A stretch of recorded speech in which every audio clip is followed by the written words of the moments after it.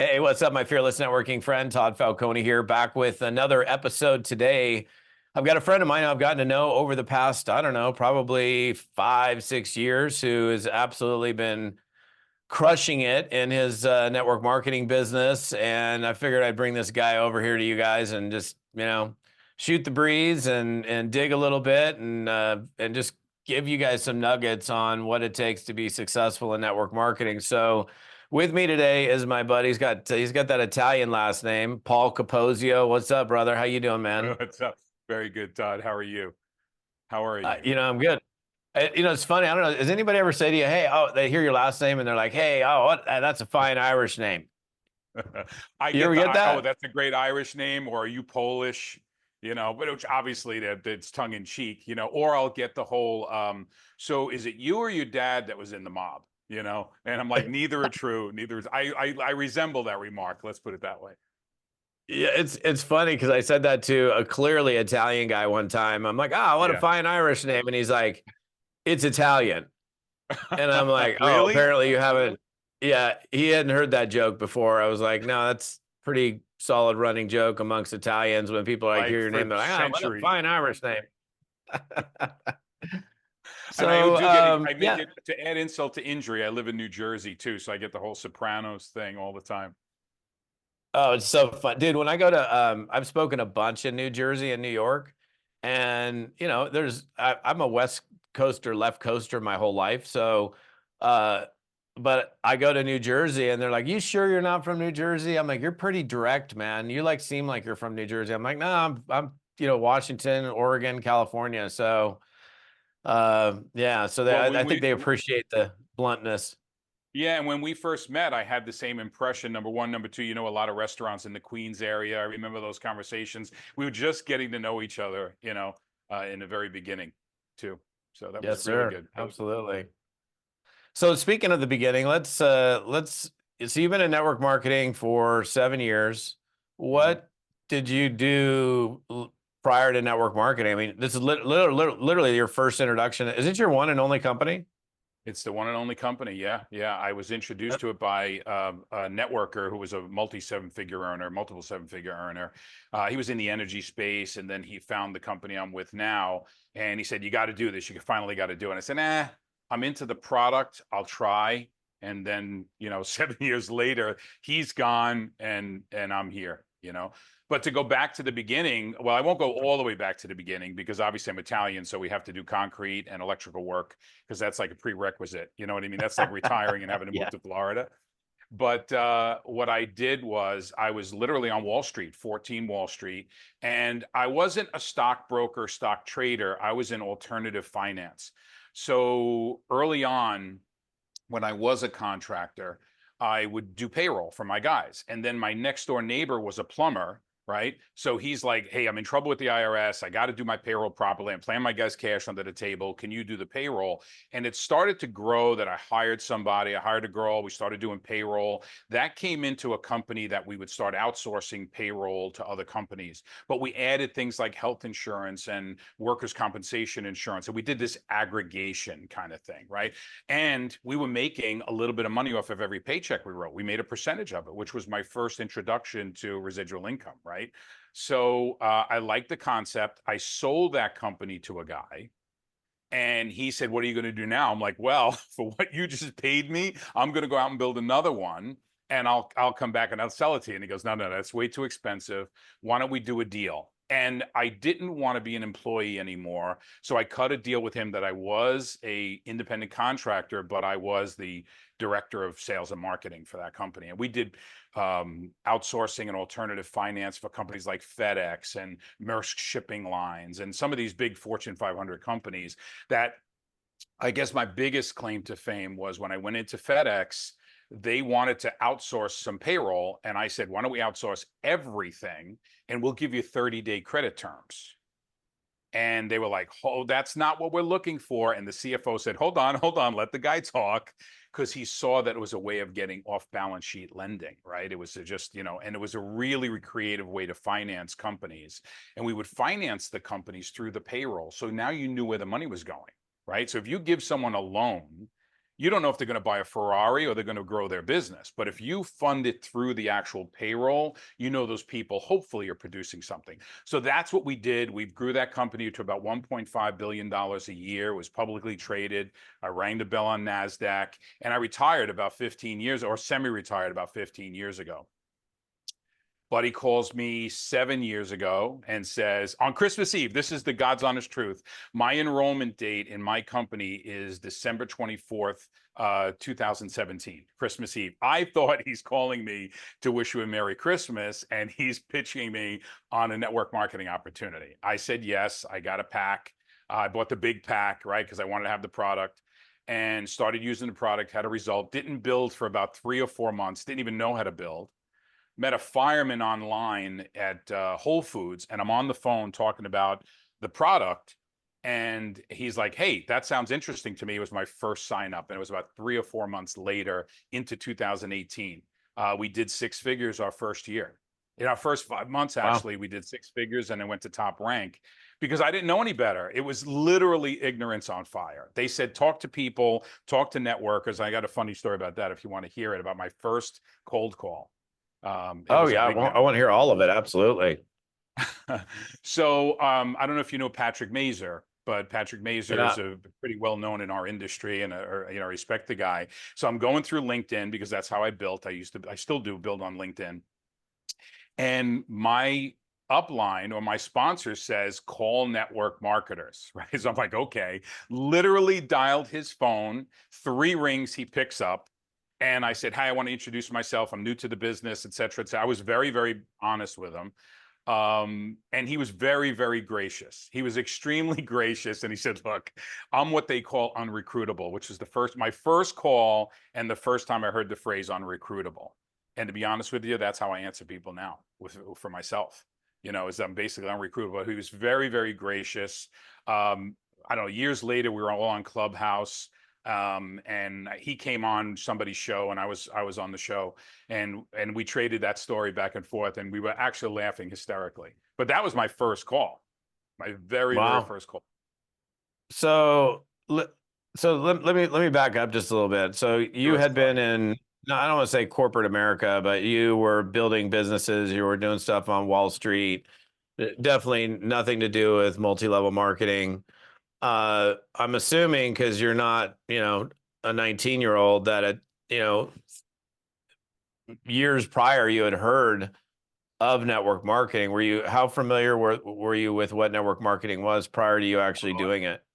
I got another real good story if you want to hear it, but there's I a love very, stories, very man.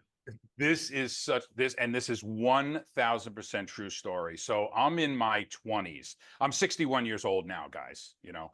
So but I was in my 20s, and my buddy's dad owned a car wash in Englewood Cliffs, New Jersey, really ritzy area.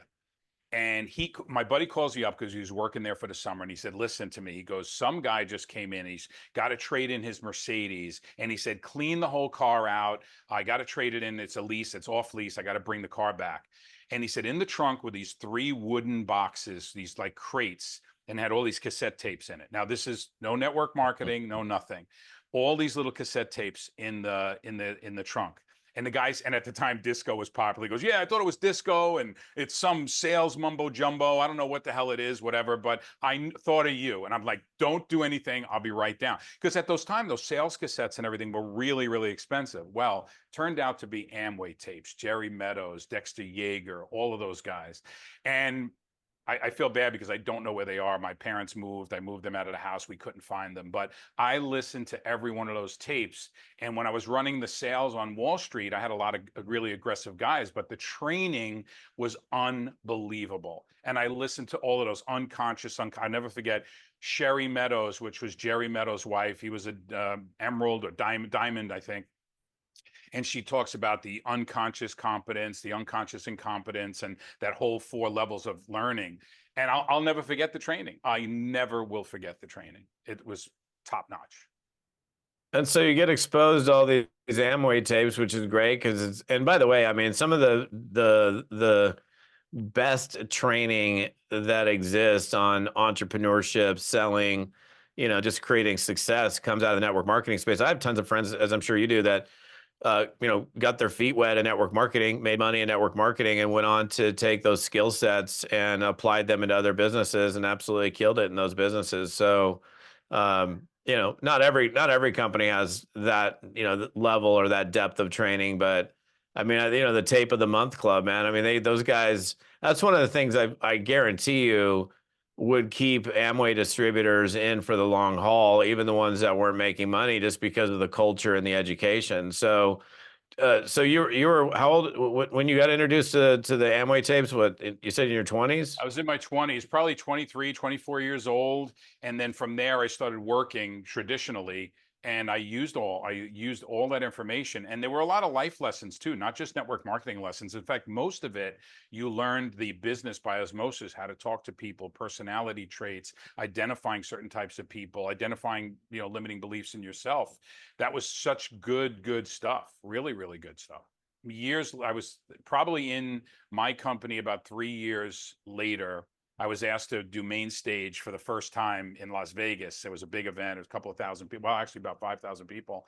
And I get up on stage, I do my thing, right? I talked about, how the microwave was invented and all this other stuff, and how things are rapidly growing.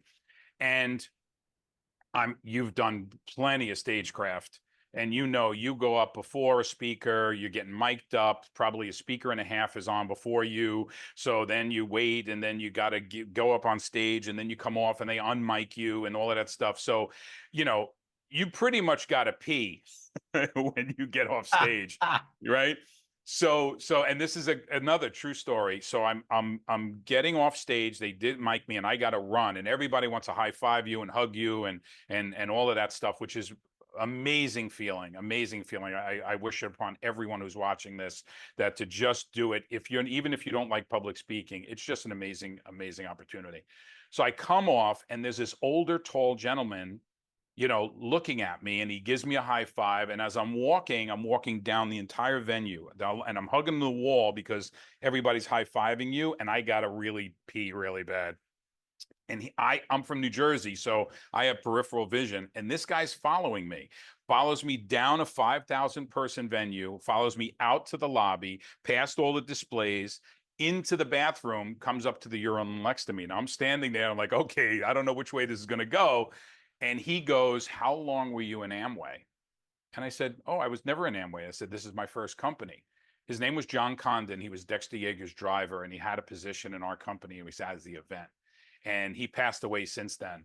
And he said, "Well, I hear Dexter in you, and I hear this, and I said, "I didn't do any of that content, any of it whatsoever." He goes, "Yo, but your delivery, the way you crafted the story." And sure enough, it was probably the greatest compliment I've gotten in my network marketing career, to be able to say that, hey, that stuff works. Training works. Oh, no doubt, no doubt. It's funny you're talking about peeing. It's like uh, the physiological response to nerves. Obviously, in this case, you just had to pee, but some I remember like getting the first couple times getting up on stage. I went and used the restroom. I'm already mic'd up, and I got a quick story about that, by the way.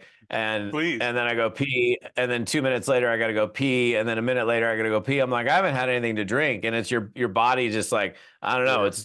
It's like pushing on the bladder or whatever. But I was with a dude in, I think we were in Australia, and he's like, "Oh my gosh, I got to tell you the funniest story." This lady, so now, I mean, she's mic'd up, and the mic is hot, and she runs to she goes to use the restroom, and the Yeah. mic is completely hot, and she goes in there, and she's like, realizes she's having her period, and she's like, right there, but not right now, and she's like screaming this whole thing about the fact that she discovered she was having her period.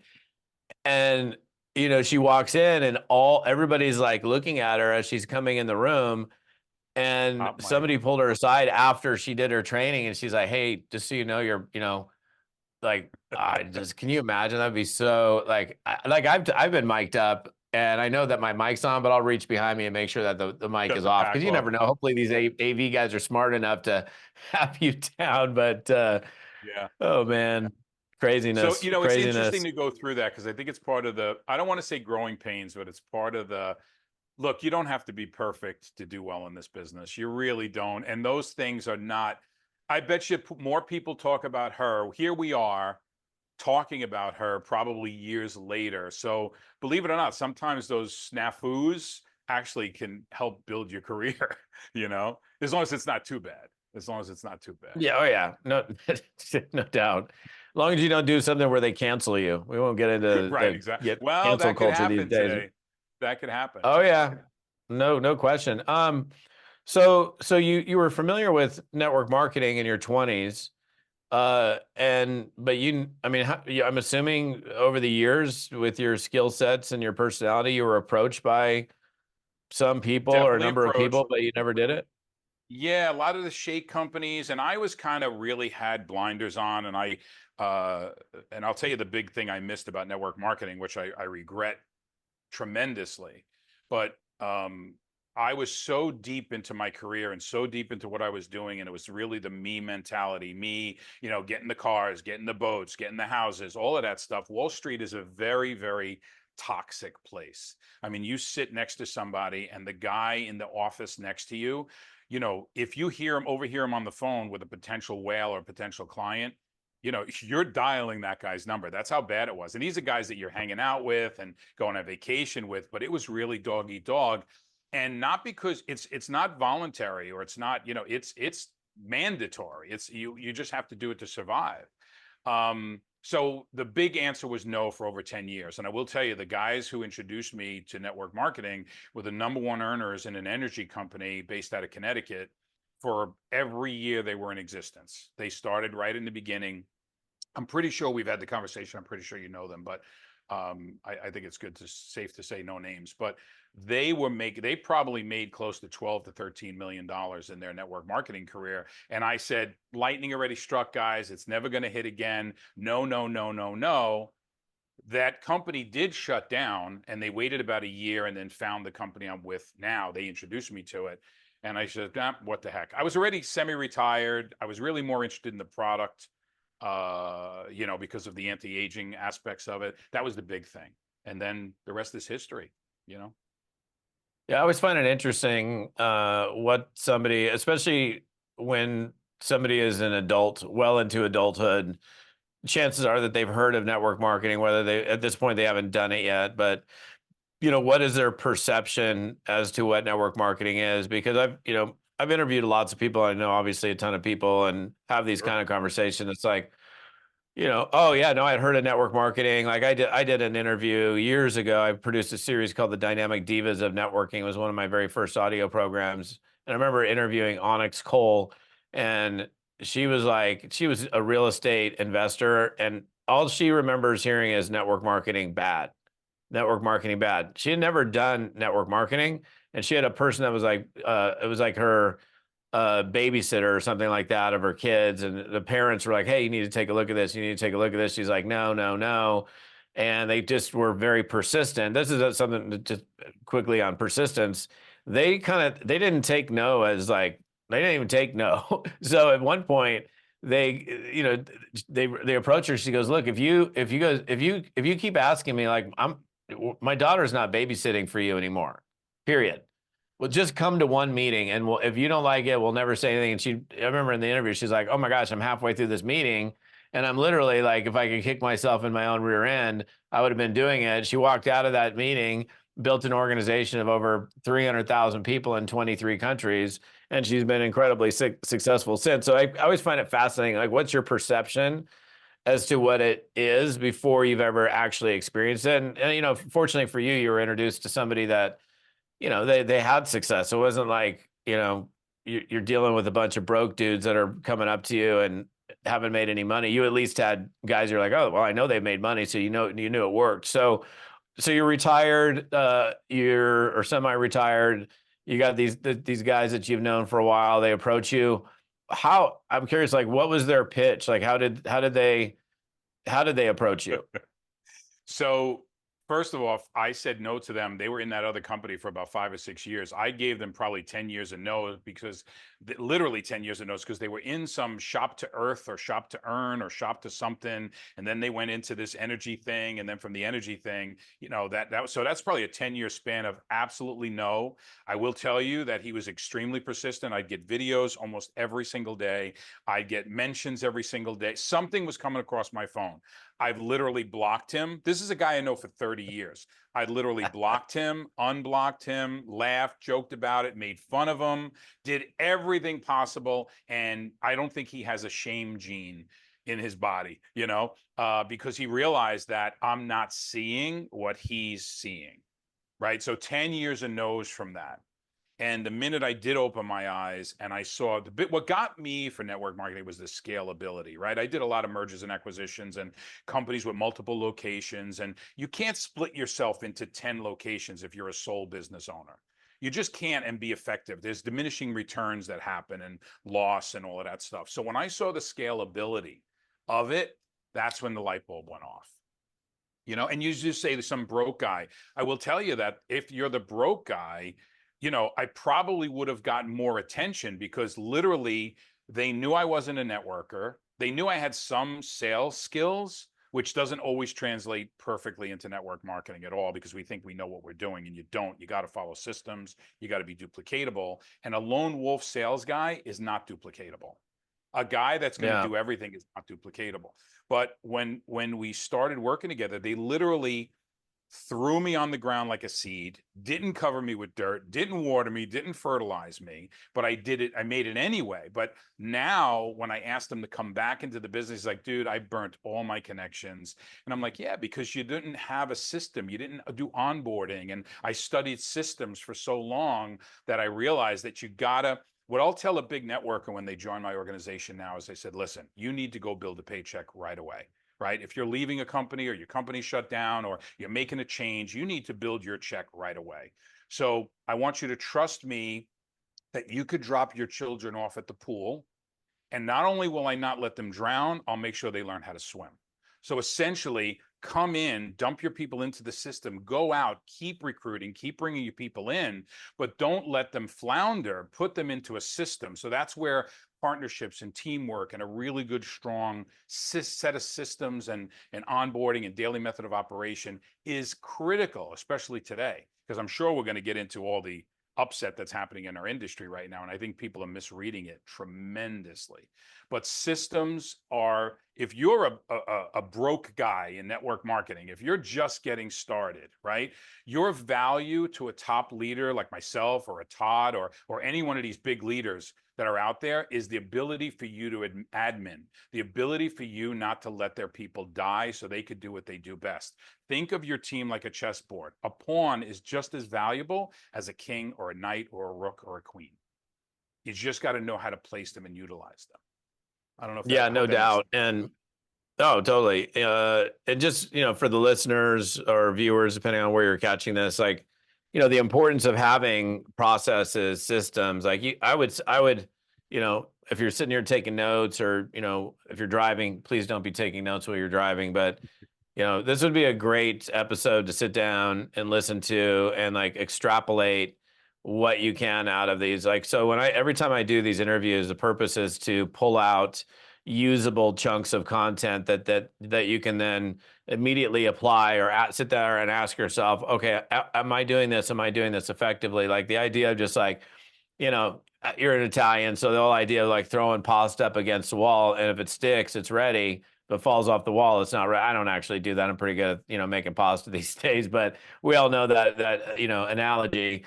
If you're just Right, sure. tossing people to be, like for example, like you weren't given all that stuff, but I would say you're an exception or an anomaly because your past history and success, your work ethic, your knowledge, your sales experience, all those things probably lended themselves well to you coming in and going, okay, you're not giving me all the bells and whistles and all the things that I need, but I'm going to go win anyhow. So you've been into one company 7 years, and I think I met you within, pretty early on in that run.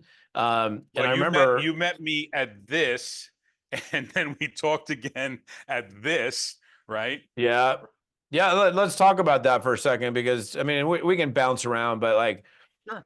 when we first met, there was a whole crew of you guys here in the US that were just killing it in the Yep. business. And, I mean, making big money. I mean, tons of people making big checks, people getting great Oh yeah. results on the product.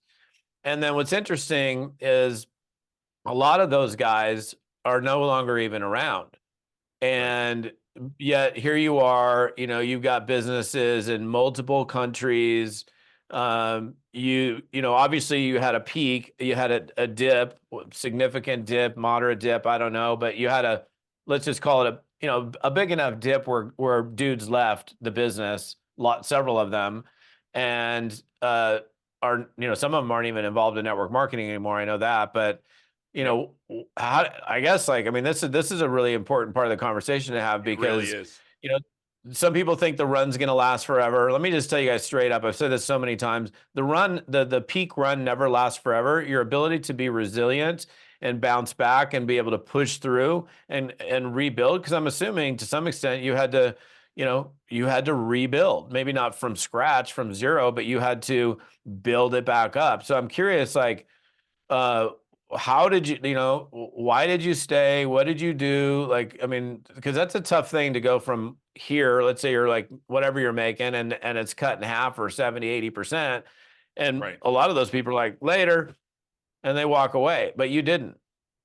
right. So what'd you It do? was a tough. It was tough. It was a knee knocker choice to make. But I'll talk about when we were this in the beginning. Myself, including a lot of those other people, many of those other people never had that kind of success in any other company they did. They made some money every month, but not the kind of money they made where we are. So, and I tell people, so when I was here, my skills were not equal to my check. When this happened, that was my time for education. That was my time to make a decision. And look, there were people leaving. There were people going to other companies. Some of them started companies, and we could all look and realize the history of how that worked out for me and how it worked out for them. And I didn't know at the time it was the right choice. It just felt right to me. And I had a mentor at the time, and I was getting coached, and we were talking about what you need to do, and he held me very, very accountable, extremely accountable. And he says, well, where do you need to be? What's your volume need to be at? So let me see your volume, which was a very, very humbling experience when you open up your back office to someone, because a lot of us live in that imposter syndrome. I wasn't living in imposter syndrome of being never making it in network marketing. I was living off the imposter syndrome of where I was, right? Like, Yeah. lifetime rank versus paid rank. All right. And I tell people, when you have that, you figure out 50% of where your organization's at, and that's where you figure your income is going to be, maybe even a little less. Anything north of that, you want to buy yourself a new fishing pole, or you want to do something really extravagant, do that off of that, what I consider the party money. But really, I mean, I met so many broke millionaires in network marketing.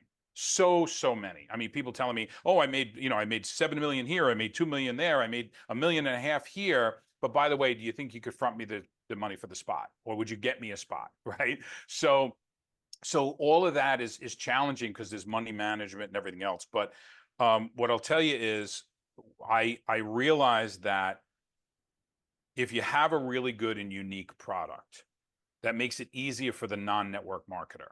I don't know if I know Larry Thompson, and one of my other lucky breaks. I'm a lucky son of a gun when it comes to network marketing, because in my first couple of months in network marketing, Larry gave me an hour of his time, and he said, "Listen," he goes, "the $500 to $1,500 a month distributor is going to work with you, be loyal, appreciate what you do.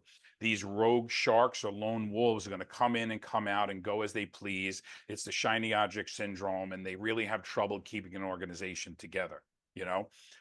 So I had to make a decision. Tony Robbins came out with a book called Life Force, which is about hormones and everything else, which tied into what my company does. And I read that book, and I saw what the growth was going to be like over the next 10 years. And when I saw over the next 10 years where that part of the industry is growing, and where the other parts of the wellness space was growing, because I'm in health and wellness, and I saw that wasn't going to grow as fast, I said, even if I suck, the space is going to grow. Right. So that was the big deciding factor for me, number one. So then I put my head down. I learned about systems. There's a book right behind you called Fearless Networker, which was my first book in network marketing. And I still go, it's dog-eared, embarrassing amount of cover, but there's always something, and it means something more. It means that one behind you is in much better shape than mine. But what's the value of it, right? Yes, it's nice if it looks nice if you never crack it, but if you break the spine, you're making money. I will tell you that right now, because that means something to me every time I read it. It's like Think and Grow Rich. You need to read that every year. You need to read that every single year because it's something new comes out of it.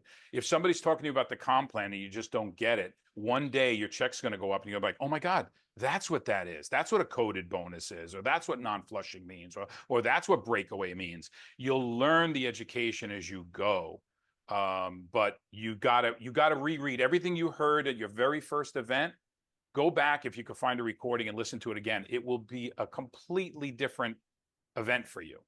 Completely different speech. Go back to, you just sent me an email. Well, you send thousands of people an email, but your last email I just got was awesome. I sent it to my team. I'm like, if you don't subscribe to Todd, you have to, but you got to at least listen to this one. So really good. I won't get into too much detail, but I want people to go and listen to it because it's worth it. Just the very last email you just sent like 2 days ago. There's a link there. Yeah, yeah. Click the link. I appreciate that. Yeah, no problem. So It's true. the the struggle, like, first of all, a lot of people struggle just to get going, Yeah. and we know a lot of it has to do with mindset and self-worth and all of that stuff, and that's something, I mean, we could certainly talk about, but, like, I mean, I mean, this is my opinion based on my knowledge of you and just knowing you, that I don't think you were struggling with, like, a lack mindset. You'd had, solid success come in, but then you, again, you're coming into a company, uh, you guys did incredibly well. Company takes a big dip, and you chose to stay. Right. So did you do things differently? Like, how did you regroup and go, okay, let's go? I know you had your coach that was like, and looking at the space. So okay, well, the space is going to grow. I'd be crazy to not stay here. Like, did you shift or do anything differently, or do you just get I back to shifted. work, or Yeah, what'd you do? yeah, I shifted completely away from network marketers at that time because all the conversations they wanted to have is, well, why did people leave and why this and why are the numbers down? What they didn't realize in Asia, we were booming. I mean, booming.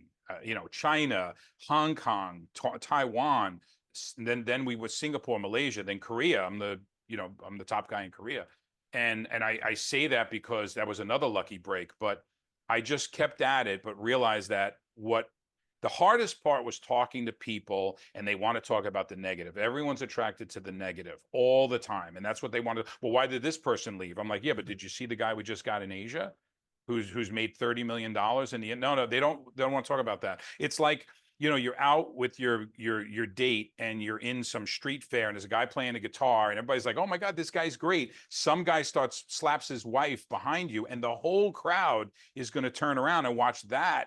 Meanwhile, this guy is the next Billy Joel or the next, whoever. So that I had to get used to. And I had to say, you know what? I'm done with these people for now. Let me go and let me build grassroots people. Let me show people how to do this. Let me show them. Larry Thompson still rings in my head, $500 to $1,500 a month, $500 to $1,500 a month. You can get somebody there if you give them the tools, the strategies, the DMOs. And that's what I focused on. And I got away from the industry because the noise was just too much, because I got somebody who's broke telling me why I'm making a mistake. You know what I mean? And I think there's a great adage, like, don't take advice from someone who's not where you want to be. Right. No That's why doubt. you and all the other great trainers are in there, done it. And now you're telling us how to do it. And we could read through those times, because I don't have to look at what you write with a lens of negativity, or a lens of competitiveness, or a lens, you know what I mean? It's a very generous thing to do what you're doing, but I don't have to judge, well, why is Todd writing this? What is he trying to get out of me? Nothing, because you don't even know if I'm going to read it or not. So you're just putting that value out there. So I got into the books. I got into, I don't overdo it. I tell people, don't let your training and your learning plan become your avoidance plan. Get on the phone. Get on the phone with people and talk to people and develop your communication skills, and start connecting with people, and don't always try to close. Marry the process and divorce yourself from the outcome.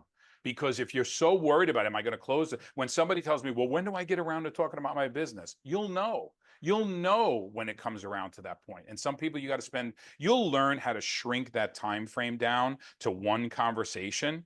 You're like, wow, how do you do that? Oh my God, so you're on the phone 15 minutes and this guy's ready to find out what pack he wants.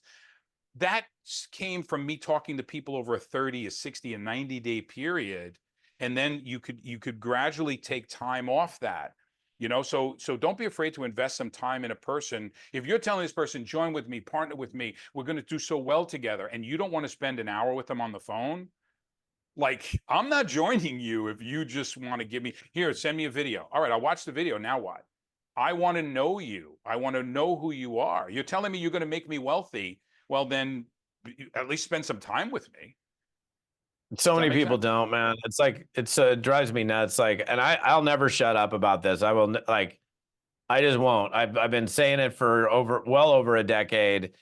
I love tech. I mean, look, I got this great video studio. I've got great mics. I got equipment. I'm all over Right, social media, whatever. right, But like just hiding behind stuff and not like this. Like this is a true human to human connection. right, And I mean, how cool is tech right here? I mean, you're clear across the country. I'm on the West right, Coast. You're on the East Coast, and we're sitting here eyeball to eyeball. So one other right, thing, like you said, like this whole idea of getting into the books and reading and studying, like for example, I've spent the last, I don't know, at least right about 12 months deeply, deeply diving into both Forex and crypto trading options. And it's a lot, man. So I've been in full study mode. But the other thing is, like, I'm taking it and I'm applying it. And so often, what people do is they'll read the book. Like, I love it when my book is tattered. That means I know people are getting use out of it. Like I did an event I don't know, 2 months ago, and this guy comes up, asked me to sign the book. And I look at the book and I started laughing because it was just abused. It had it had coffee stains, it was wrinkled, the cover was wrinkled. I mean, you could tell this guy is using the book. And he's like, dude, I take it with me everywhere I go. And I'm wow, constantly referring back to it and applying it. And the things like every time I do like a podcast episode, whether it's an interview or me just, talking to the camera, right, I pretty much finish up and say, look, guys, here's the deal. It's like you can take this information and it's cool to have knowledge, but you got to right, take the knowledge. And even like from this conversation today, hopefully you're gonna take notes. You're gonna go, okay, what am I gonna do with what was shared with me in this conversation these guys had, and put it into play, because that's the only way you're going to actually make money with it. Because there's the perpetual student. It's fine to be a perpetual student as long as you're just not in just full on consumption mode. And that's the same thing like people do on social media. They get into consumption, consumption, consumption, and I've been guilty of it. Like I've done this, scrolling, like, okay, and it's like, wait, I got to stop because this isn't making me money. In fact, real quick, and then I want to ask you another question. yeah, One sure, great no, it's question good. to I'm ask making my yourself. notes. One great question to ask yourself is like we have these alarms on our phones, right? And you don't have just one. You could set, I don't know, you could set as many alarms during the day at random times. The alarm goes off. When the Right, alarm goes off, just ask yourself, oh, stop, whatever you're doing. Is what I'm doing right now making me money? And if you're like midway through watching some stupid reel of dogs, jumping through hoops or something, clearly that's not making you money. So it's a good way to correct. trigger and, keep yourself accountable. But let's go into techniques and strategies. Like what, because you mentioned like you started to approach it in a different way. Okay, so we had the big check adjustment. You had a lot of Right. pruning of the tree, if you will. And sometimes the trees need to be pruned to bear more fruit. So, what specifically, like, how are you finding the people? You mentioned LinkedIn, but like, where are you finding people? What is your process? Like, if you were going to find me, however you're going to find me, like, first of all, where and how are you doing that? And then how are you approaching me when you're doing it? Well, one thing I try to share with everyone, and what I do is a prospect profile, right? So forget about whether a network marketer, they have any network marketing experience, no network marketing experience. That comes into play because the approaches are a little bit different, right? But you got to figure out who is it that you want or need in your business, and what do they look like? Who are they, right? Are they a lot like you? People say you should recruit you, and then you look at then you look at your organization, and you're like, they're all different because there's certain variations of you, and then that person recruits somebody who's a little bit different, a little bit different. Now you have this diverse group, right? But the one is do a prospect profile. Like, what is their income level? What is their mindset should be? And when you talk to people, so many networkers are so into getting a yes and getting a breathing body instead of an effective person to partner with. Because if you do this right, every new person who comes into your organization is a time suck, right? Because they're going to say, well, can you send me the video that you showed in the last presentation? It's in your app. Go to your app, learn your back office, open your toolbox. Every great carpenter or guy comes to work at your house, or even a car mechanic. You ever go to a car mechanic and they got these huge toolboxes, right? And they're going to work on your car and they pull out the drawers so they could see what they have, right? And they lay their tools out before they go to work. You need to do that in network marketing. You need to go through your back office and not just to say, did anybody come in today? Did I get any spillover today? No, you got to go in there, look at the resources section, look at what your organization chart looks like, whether you're in a unilevel or a binary, it doesn't matter. And stop, listening to everybody telling you, this is the best comp plan, this is the best comp plan. What's best for you? What are the 5 things that the person you need to deliver to that person to make them effective? And number 1 would be like perfect timing. And right now I'm getting hit up, grab a spot before it's too late. If I grab a spot in your company before it's too late, what does that mean for the guy I recruit 2 years from now? So perfect timing is not what people think it is in this business. It's a solid company with good income, without a lot of debt, because I don't know if we have enough time to get to that, but we've been on a while. But a lot of these companies are changing their compensation plans because they can't service debt because in this down market. I saw this noise coming a long time ago because I was on Wall Street. So, forget about the hype that you hear. So then, you got to have a perfect timing, and perfect timing is the company able to support you? What's their growth pattern? And then what markets can you work in? If you live in Texas and your company doesn't do business in Texas and you don't know anybody outside of Texas, and you could extrapolate that to countries too, then it's not for you. It's not perfect timing for you. Now, if your company was never in Texas and now they're launching in Texas this week, that's perfect timing. They're a multi-million-dollar company, financially stable, good products. The next thing is unique products. Most of your people, top networkers, can sell anything, right? But if you want duplication, the lowest person on the totem pole, and I don't mean in any other way other than they're just getting started and they have zero knowledge base, unique products, truly unique products, are going to make it easier for them because they don't have to deal with the objections and my chocolate comes from Madagascar and all of that stuff, right? That's tough for a new person. That's why we have such bad numbers in the industry about the average person in network marketing makes like $100 a year. That's because we're putting people in that don't belong in the business. Make them a customer. So what's your prospect profile? So you got unique products, then you really got to have good leadership. You need really good leadership that you can coach and train, or this video will be shown to everyone in my organization and everyone in my company that needs to watch it, right? Not to see me, to see you. Right. In fact, you're going to be on my podcast, I think October 14th. Right. Why? I'm going to shut up and let you do your thing. So hopefully by osmosis or a rock to the head, my people are going to listen to it and then take something from there. One nugget, Todd, is all I need at that event for somebody. So that, and then we talk about a good comp plan. Make sure I was just talking to a well-known leader.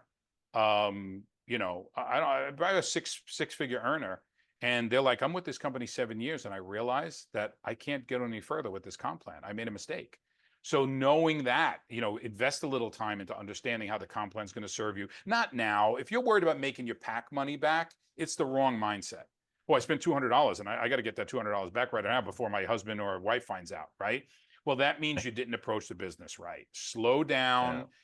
You could try before you buy. I tell people, try before you buy. Before you even join me, why don't you make a couple of phone calls? Why don't you get a couple of people on an opportunity call, or let's do a couple of 3-way calls and see what your prospects potential looks like. And the last thing is the company vision.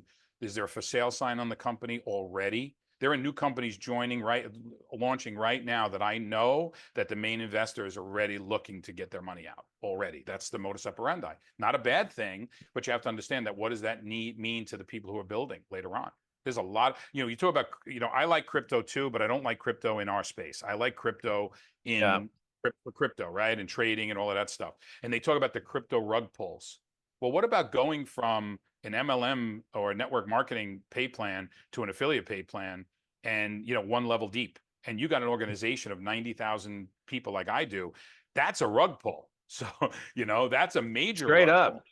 Right. Yeah. Straight So up. I'm not going to make any bones about it. I'm really not going to make any bones about it. It's the truth. So if you got to know that's not the vision of the company. And usually when corporate America, venture capitalists, hedge funds get involved with our industry, they don't understand a 50% or a 38% comp plan. They don't understand that. They're like, wait a second, car dealerships pay 10% at most. Why are we going to lend you $20-30 million to save your company and you're going to pay out 50% into a comp plan? They don't understand the business. They don't understand the loyalty. They don't understand that when 50% of those people leave, it's also 50% of the customers, because we all buy our own products. We all buy our own products. We're all usually our best customers. Sorry, I went on and Yeah, and on. it's Sorry. no. This is good. So since you brought it up, and I knew we were going to kind of go there, so I'm curious to know your opinion on, first of all, I've been doing this for 35 years. There are always companies that come and go. Always. Companies go out of business because they're just not cutting it, they're not making it. Something happened, whatever. I mean, there could be a lot of reasons why. And Sure. you could have, in fact, I was with a company for 11 years and had a sizable organization. Things were going great. Lifestyle's Sure. great. This is awesome. I was having the time of my life. And then one day the check is gone and there's no more Right. company. They close their doors. I mean, that's not having the FTC or some other regulatory agency coming in. They just, in my case, unfortunately, the company owner was a gambling addict and he, basically gambled most of the money away. So their operational, they had no money. So, Right. Right. so Right. this has always happened. So I just want people that are watching or listening to know that, and it happens in and out of network marketing. It's not just like, oh, network, rug pulls in network Correct. marketing, but companies like, whether it be Avocare or Rodan and Fields or Beachbody, which is the most recent one, you know, and I was actually talking to a good friend of mine who's been in network marketing longer than I have. And he's like, he even messaged me, he's like, I don't get it where I don't remember what the figure was, but it's not like they weren't doing sales volume. They were still doing, millions of dollars in ssales. I'm curious Right. to know, like, what's your opinion specifically on, what happened over there? Well, there's companies that didn't change their model that are under financial stress too. So there's a little bit of a perfect storm right now of highly leveraged companies. And when you go in these companies have these magnificent, elaborate office spaces and, everybody's flying around on jets and everything, which is good. There's a value to that, I guess, convenience, time and everything else. But now you have to service that debt. And I'm going to tell you right now, and maybe no one else is saying it, but the US sales for network marketing are in the toilet right now. Everybody I talk to, or the sales are down. That's why diversification is important. Aligning yourself with leaders who like to build internationally, because that's a good way to manage your risk in the business. But that's a whole nother podcast. So what I'm going to tell you is these companies can't service the debt.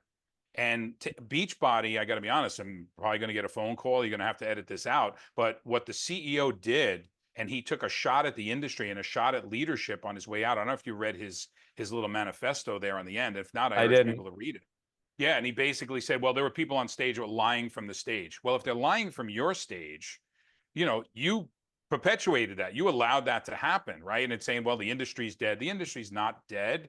People manage risk better. I'm going to go back to McDonald's. Do you remember there was, I don't know, 15, 20 years ago, McDonald's were getting really attacked on health. So they came out with the McSalad, right?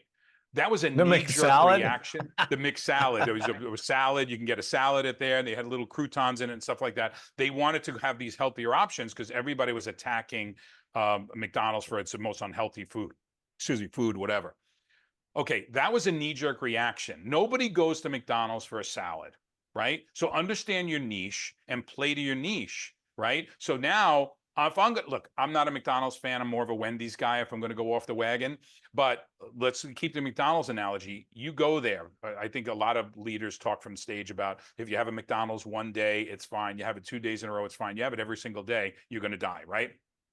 So a lot of these big networkers are making this knee-jerk reaction because a lot of people are doing it. The numbers do make sense. You got some Wharton grad from some VC firm that's saying, listen, I got 20 million for you here to save the ass of your company because, and what's funny about the CEO of that company I just mentioned, he doesn't take any responsibility for decisions that were made over the last 15 years that led to this. It was just the industry as a whole and the leadership as a whole, and there's like a bunch of scammers out there that basically entice people into doing a business. Well, those enticed people are 3 months. We know that the average networker stays in that's not interested for 3 months. That's 3 months of product sales that you had from those scammers. You know, I think that's old thinking because it's the same thing. It's a pyramid scheme. That's old thinking. We're more regulated than the pharmaceutical industry. The FDA is in bed with the pharmaceutical manufacturers, right? The FTC wants us gone. They literally want the space gone because of thinking from 20 years ago that some lady has a garage full of product that she paid for. None of that exists today. You could return an enrollment pack and get all but your enrollment fee back in most companies, right? Most companies do not require you to buy product every month if you have some customers. So I think our press hasn't caught up, and the people out there who have that typical objection, well, I don't do network marketing, it's a pyramid scheme, whatever. That whole thing is a learned response and a learned behavior. It's essentially a soft no, is really what it is, right? It's a soft no because they don't understand and they're listening to their brother-in-law who's, you know, won't do anything anyway. He's too lazy to get up off the couch to get a spoon. So he's eating chili on the couch with his fingers, right? Because he's so why are you listening to that guy? You know what I mean? So I can go on and on about it. I don't like the shot that he took at the end walking out the door. He could have been a little bit more gracious and he could have had a little bit more responsibility. Road Fields was a shocker. But yet not necessarily, because even Beachbody has a certain retail component already. Right? They've always had that retail component. Yeah, they had other channels before they were Sure. network marketing. I was watching their infomercials before they ever launched the direct selling division. So, you know, Absolutely. They it's had the interesting. I don't know. videos and the Oh yeah, they've been selling that stuff forever. What do you know? And I haven't actually done enough research on it. Did they have VC money and investors in that deal?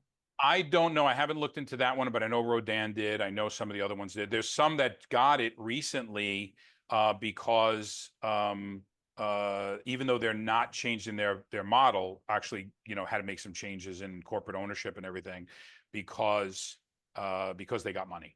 You know, because they got money. So, you know, Yeah. and then we know there's new companies forming every single day now too. You know. It's interesting. I mean, first of all, it's not exactly easy running a network marketing company in today's environment. I mean, everything costs more. Hopefully that'll change here in the near future. But privately held network marketing companies versus publicly held. I have my own. I got to be careful what I say because I got, you know, company owners that watch this that are, you know, Sure. presidents No, of, well, you know. I can give you I agree with you. I think that as a tool, it's a little limiting because if you're an owner of a network market, and I have all due respect, I come from Wall Street. I rang the bell on NASDAQ twice for two separate startups. The challenge is this. When you are a publicly traded company and you are a network marketing company, there's a certain emotional response at the field needs. It's not your typical sales force, the volunteer army, the emotions of the single mom, right? Looking to make an extra $300 a week or $300 a month versus serving the shareholders. Now, a lot of network marketing companies' main shareholder base are the distributors too, but you know, how many bites at the apple are you going to try to take? So it's a tough thing to balance, you know, satisfying shareholders, which means increased profits, which means either high margin products with high what I call deductibles. I don't know what you call them in the industry, but when you discount, in other words, you sell your product for 100, you get paid on $75 in commissions, the commissionable volume, Yeah. right? So the companies need to grow that gap because they got to serve stockholders, right? The stockholder wants a return on their investment. they want to see that stock grow. So you got it's a big juggle. When I consult for companies or startups, and I'll tell them, listen, then if you have 5 products in your line, 4 are for the distributors, 1's for the company. But sort of, instead of changing your comp plan, right? Enlist the field in the struggle, right? Truly make them your partner and say, look, if we move this one, I don't want to hold up products. If you move this one product and have a greater margin that relies at the company, so you don't have to affect my comp plan, I'm all for it. I'll help you sell it. I'll promote the product, et cetera, et cetera. You want to give me less volume? You want to give me less cash on whatever? You want to make it or take a single product or a line and make that the affiliate. Make that the affiliate model. I don't think we're losing. You have a free sales force, right? Other than serving the distributors, what is the cost compared to, a full, it's really just taking a bite out of the commissions. That's really what it's all about, because you're not paying anyone. We eat what we kill in this business, right? Nobody writes there's some BDAs and stuff like that, but, business development deals and stuff, but that's very rare, and they usually don't work. Yeah. So we are an unpaid army, right? We don't make money unless we sell something. We don't make money unless we enroll people, right? So there's a way to make that model work. I just think a lot of these companies really got in over their head, because think about some of the, I was always a sales guy, always in the field. I never want to be anywhere else, because if you saw the desk that's underneath this camera right now, you would cry. I'm not an organized person that way. So to be a field guy and say, now I'm going to own a company and you're going to put yourself in the comp plan, how many bites at the apple you want? I literally said that yesterday on a live, like I will never be a CEO, never be a network marketing company owner. Never, it's just never, like, never. I'm like I don't even know what the right word is. I'm too free, the psychologically unemployable. I just don't, I mean, it's not like I don't play by the rules, but like, I don't see myself getting up and running into, commuting to an office every day. And I want to say this really quickly, because there are people that are with publicly traded network marketing companies, and you're publicly traded or privately held. Just because a company is publicly held is not a bad thing. You just have to understand that no, I mean, a publicly held network marketing company serves the needs of now both the stockholders and the distributors. But when you're in a privately held company, the needs are exclusively focused on the distributors and then servicing the customers that those distributors have. So, don't get all, and this isn't to put fear in anybody. Like the reality is, again, as we got into this, like, companies come and go all the time. I see companies come and go here in the small town that I live in. They come, they go out of business, they get into financial trouble, whatever happens. So, in the beautiful thing, and I'll finish this thought with this, is it doesn't matter if you have the work ethic, the mindset, the skills. You can go do it again. I realize that you don't want to. In a perfect world, it wouldn't be great. You find one company, you build it forever, you get paid for life, and disappear off in the sunset. But most of the network marketers that I know, and I know lots of them who've been in the game for a long period of time, they've had to build more than one company. So if you didn't just luck out and bring some dude in who recruited this woman who they went ballistic, and now you're making 50 grand a month and you don't even know what the word sponsor means, and you've got the skills, you can go do it again. And that's okay. It's not like you want to go do it, but it's like, hey man, I got the skills, I got the work ethic, I've got all the things. I'll just go do it again. I've had to do it 6 different times in my career. Yeah. So yeah. So as we wrap this up, I want to just kind of ask you a pretty general and straightforward question and just let you kind of fly. But like, my audience are people that are, the majority of this audience are people like, I'm hungry, man. I want to learn how, I want to know what, help a brother out, help a sister out. Like I really just want to comprehend, understand how to make sure that I win in this business that I'm pursuing? Now, granted, I have company owners that watch this. I have very high level distributors that watch this, and I'm Sure. sure, they'll get something out of this answer as well. But I'm really curious to know, like, if I just had like a moment in time with you and I'm like, man, I know you're super successful in your company.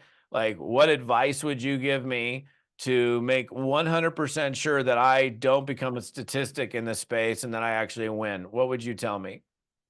Well, first, I want to kind of go back on the publicly traded thing and say the value of a publicly traded company is the transparency of it. Like right Yeah. now, even with my company, there's certain clues that I can get where we are financially, right? But with a publicly traded company, you have filings. You can see at a moment's notice any adverse event in a publicly traded company, whether it be network marketing or GM, you're going to have so that's a very, very big thing. In fact, right now, you're probably better being with a publicly traded company because you're going to know what their debt to ratio is. You're going to know what their survivability is. You're going to see what their rating is, and you're going to see what the stock price is. So there's so many indicators that you literally have a thermometer in the mouth of the company and knowing when it's running a temperature or not. So I wanted to say that too, because maybe it did come off that we're a little negative on it, but no, it's just, there's a balance with everything. Doesn't mean that you're in a good company. So the other thing is this: step back before it gets too late and find out, did you join where you are right now? And this is probably going to ruffle some feathers, but did you join the company you're with right now because your best girlfriend or your buddy did? And, there was an emotional response, an emotional sign up? Or was it something where you looked at those 5 things, right? Which is, perfect timing, unique products, good leadership, a great comp plan, and a vision of the company where they're going. Did they have an exit strategy? Because if they have an exit strategy, you have one that you don't know when it's going to happen. So Yeah. that's number one. Evaluate where you are and figure out the damage control. Better to plan an exit than to like not know what you have to do. I'm not telling you to quit your company, but figure out why you're there. And take away the rhetoric, take away the hype, take away what your upline told you, and just evaluate it for yourself, because you have to feel confident. When I stayed, when everyone else left, all right, I had to find the confidence within myself. That's number one. Number two, what are your systems? What's your strategy? What's your game plan? But more importantly, what's your daily method of operation? What are you going to do when you first wake up to avoid the whole scroll thing and to have some sort of a plan? What do you need to do? I use a DMO called 5/5. And what 5/5 is, and I tell my people, make a minimum of 5 new connections every day. Social media, Instagram, LinkedIn. Take the card off the bulletin board at the local supermarket with the guy who washes cars or the girl who will clean your house. Those are entrepreneurs in the making right there, right? So gather those contacts. Next thing to do is 5 new conversations every single day. Are you making 5 new conversations every single day with people? Not about, hey, buy my stuff, join my team, just a conversation where you'll get around to that because you're interviewing them to see if you even want them in your business, right? Then go to your exposures, whatever your company uses, videos, 3-way calls, events, timing, right? Start inviting those people. So if you do step 1 and step 2 every single day for 90 days, you got 400 or 500 names that you're floating around and working with. The only time this business is a numbers game is at that stage. Once somebody goes to the follow-up stage and then the closing stage, which is step 4 and step 5, you have to have a personal relationship with those people. Build rapport, right? BFF. I always thought BFFs was be friends first. It's best friends forever. But I coined the phrase BFF is be friends first. Build rapport with people, true rapport, right? You don't have to be into dogs if they have a dog, but if they have a good looking German Shepherd, tell them they do. But start building that rapport with people and start investing. Now, that's on non-networkers. Networkers, so many companies right now are in trouble, right? Or they're switching to affiliate model and everything. And you think you're going to send somebody a text that you've never spoken to before, you have no relationship with, and say, hey, by the way, I know your company sucks, but my company's really good. And by the way, why don't you join me? And I can, right? The people that are going to come to your organization are the people who see value in joining your organization. What's in it for them? right? So if you didn't talk to anybody from Rodan and Fields 2.5 years ago, 3 years ago, and you don't check in with them for Christmas and holidays, and you don't genuinely like them, and then the minute you get a bad notice, you're going to try to reach out to that top leader, it's going nowhere. It's going nowhere. So relationships, Todd and I know, we know each other 5, it's probably closer to 6 years that we know each other, right? Other people in the industry, you gain so much value, even if they're not in. Sometimes it's better for not to have someone in your organization, because you get more, you get more honest answers. Like, hey, Paul, that new product you guys came out with, I don't even see how it fits. All of those little things are valuable bits of information. So do your daily method of operation, and then start building relationships with people. What I've learned, and then I'll wrap it up here, I know we're going long, but is that the bigger the paycheck of a leader, and the bigger of an organization they manage, or how big of a trainer they are, like Todd and some of the other people that are doing such a great job for our industry right now, are the most generous with their information. Extremely generous. Okay. Then you'll talk to somebody who I would consider a B or a C level network marketer, and they're the cockiest, like, just, you can't get past, look, I'm unrecruitable, but let's get to know each other. And the pitch just keeps coming and coming and coming, instead of saying, hey, because if I learn something about you, and God forbid something happens to me, or I'm looking for a change, I'm going to say, remember that guy I spoke to 2 or 3 years ago? I really liked his approach. I liked his personality. I think we could work well together. Make an investment into the future, and stop thinking about, look, if you say I need one more person to get to that rank, no, you need an organization of thousands if you really want to build residual income in this business. And focus on your people's paycheck, and you'll never worry about yours. It's the best I can do from Beautiful, Jersey. man. Well, listen, it's first of all, it's been a pleasure. Just, I mean, when we first connected, like we have these conversations, checking in, and I I always couldn't enjoy spell chatting with MLM you. back then. It's funny when I pull out the Buzzy character, which I know you've seen. I'll be like, I'll say that's one of those MLN things, and it's like I do it obviously on purpose. And the response, MLN, what are you talking about? It's MLM, right? So, yeah, man. I mean, congrats to you on all of your success, and I Thank just you. love the commitment. You obviously had great, history of success in Wall Street, and what you've done in the past, and discipline, and realize that there's always going to be, tough times and hard times, but it's like my friend Jordan Adler. It's so funny. He's like, never, his phrase, like, never quit on a bad day. I gotta tell you one funny thing, dude. And you So gotta Jordan, score me a 3-way call with him. I really love to meet him. Beach money and oh yeah, no, I'll set it up. yeah. Absolutely, I'll totally set it up. So Jordan and I and a group of people are in the Dominican Republic for his 60th birthday, and I had known Jordan at that point for probably 16 years. And I was sitting down, I was like, bro, I said, I go, what? Because he's, he gets on stage and he tells a story about, I never made a dime in my first 12 companies and finally made money in the 13th company. And I was like, oh man, I'm like, you never quit. And he goes, wrong. And I was like, and this is my friend, right? And we're just having casual friend. I'm like, it's so cool. You just never quit, man. He goes, you're totally wrong. And I was like, what? He goes, I always quit. And I'm like, what? He goes, yeah. He goes, I would get into a deal for 3 months and 4 months, then quit and go to another one and do another one. And he goes, my problem was I always quit. I finally just stopped quitting. And I Right. was like, well, we ended up doing a podcast on that, because it mentally, for me, because I didn't know, I was like, oh, you just kept on going until it finally happened for you. No, I would be in a deal for 3 months or 6 months or whatever. And he goes, I'm like, well, name some of the companies. He named like a half a dozen companies. I'm like, yeah, still in business, still in business, still in business, still in business. Some Right. of them obviously aren't, but it's like Right. and so then I finally got his deal. It's like, never quit on a bad day. And you could have easily, dude, it's not, I mean, you got skills, you got work ethic, you could go do whatever, wherever, and you're going to win. But the fact that you're like, man, I'm going to stay here. I believe in this product. I believe in what we're doing, and rebuild. And I think that's really important for people to hear and know that, sometimes stuff doesn't go right. And in fact, most of the time it doesn't It go won't. perfect.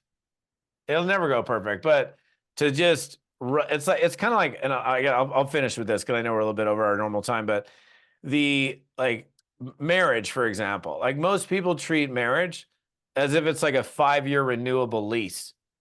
And they're like, do I still like this car? or do I want to trade it in? And like, I've been with my wife for 32 years. We're in the Good for best you. position that we've ever been in, and we've had our ups and downs. But it's Sure. like when you make a commitment, it's like you're standing on the altar until death do us part, sickness and health, what all the things that we say in our vows. But people, they argue with their wife because they squeeze the toothpaste in the middle and they get so pissed off about it that they give up. You have a Right. company where something goes awry for a little bit. Okay, fine. How do I work my way through this to get to the other side? I think if more people did like what you did and just said, I'm planting my flag. I'm gonna stick here. I see the value in here. Yeah, we're in a dip, big deal. We'll push ourselves to the dip. We'll get to the other side. And look where you are today. You're absolutely crushing it in your business. You got an international team that's growing. You guys are getting ready to go into another new country, which is exciting. And I think that's awesome, man. So congrats to you on all of your success. And I appreciate you, man. I appreciate you for spending time with my audience. I And love it. yeah, man. Well, hopefully we get to hang out one of these days soon somewhere. I'm I've got a dying bunch of to. events I'm coming up. dying to. We got to just, there's got to be an event or something somewhere that we could spend some time together and just, grab a beer or whatever. But yeah, to close, I mean, it's go from the me mentality to the we mentality. And in Jordan's defense, if you're tired of starting over, stop quitting. Yeah, man. And I'll get you. You let me know. I'll get you connected with him for sure. For sure. Yeah, I would love to. Love to. So, yeah, guys. Well, that's a wrap for today. I appreciate each and every one of you for plugging in, whether you're on my podcast, listening on audio. Love you guys. If you're on my YouTube channel, what's up, YouTubers? And if you're on my website, then you know where you're at. But by the way, if you want to catch this episode, all sorts of other resources to help you become successful, you can come right over here to toddfalcone.com and get all the details, all the good stuff. Until then, my friends, stay fearless, and we'll see you next time.